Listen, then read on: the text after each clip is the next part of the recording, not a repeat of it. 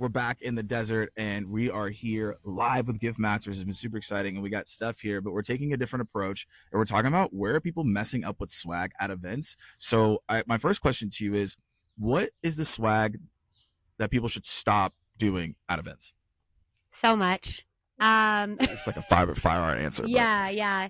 Honestly, anything that doesn't tie back to a broader experience or provide experience alongside the swag is the stuff that you should be giving up. So the pens, the stress balls, the notebooks, the phone chargers, the water bottles, like they're so basic and everyone does it. And it is a big challenge to be super original. So I'm not saying I have all the answers, but like just stop doing it to check a box. Do it with intentionality.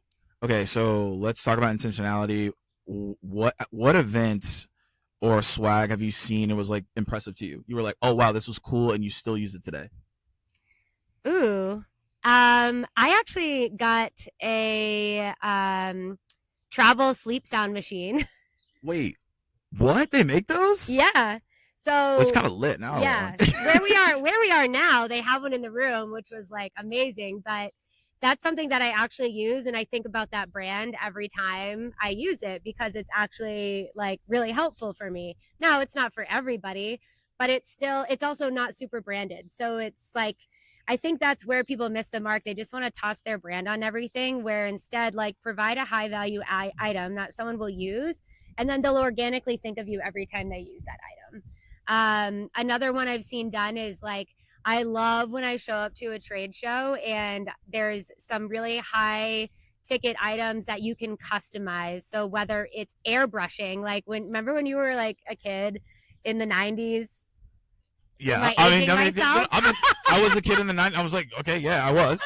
What's the next step?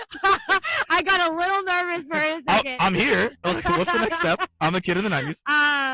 And you go to like a fair or the local like really sketchy amusement park. There are a lot of sketchy ones. Sketchy, yeah. I'm from Maine, so cool. And they have like airbrush, like the old school like 90s airbrush looking like vibe. Like that is something I love. Custom embroidery on site in an event. Yep. So like work with your swag provider to get those great items like I've done before, a Levi's jacket or Canada Goose, like any of those things like that. And then allow your customers and prospects to customize it with their name, with their initials, with a style that they make their own, not necessarily with your brand all over it. Okay. Continuing on, right? So what if someone's like, Steph, I can't pay for those things. It's way too expensive. How can they still be unique and customized?